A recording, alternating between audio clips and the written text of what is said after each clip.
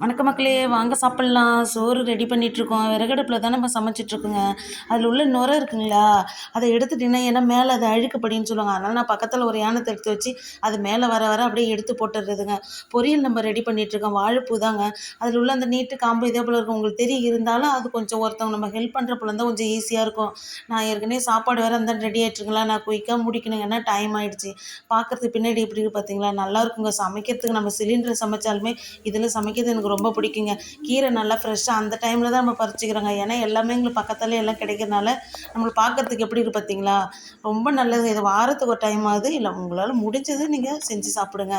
சாதம் ரெடி ஆகிடுச்சுங்க. அது வேகிறதுக்குள்ளே நம்ம இது எல்லாம் ரெடி பண்ணி வச்சுட்டுனா வேலை குயிக்காக முடிஞ்சிருங்க. மஞ்சத்தூள் உப்பு போட்டு நான் பொரியலுக்கு ரெடி பண்ணிட்டுருக்கேன். எப்படி எடுக்குன்னு எனக்கு தெரியலைங்க. திடீர்னு பார்த்தேன், சரி இந்த கம்பி போல் இருக்குது பாருங்கள், அதெல்லாம் எடுத்தால் உங்களுக்கு கொஞ்சம் ஈஸியாக இருக்குங்க. அதை போல் எடுத்து தனியாக எடுத்து வச்சுட்டு முருங்கீரை ஃபஸ்ட்டு போட்டுட்டிங்கன்னா அது ஆல்ரெடி வெந்து தான் இருக்குங்க. நம்ம மஞ்சத்தூள் உப்பு போட்டு நம்ம வெந்திருக்குங்க. இது ரெண்டுத்தையும் போட்டு சும்மா எப்பவுமே கீரை வந்து ரொம்ப போட்டு கிண்ட தேவையில்லைங்க. அந்த பச்சை கலர் எப்படி பார்த்தீங்களா, அந்த லெவலில் நீங்கள் எடுத்துகிட்டா கரெக்டாக இருக்குங்க. பிடிச்சிருந்தா லைக் பண்ணுங்கள், ஷேர் பண்ணுங்கள், சப்ஸ்கிரைப் பண்ணுங்கள். ஓகே.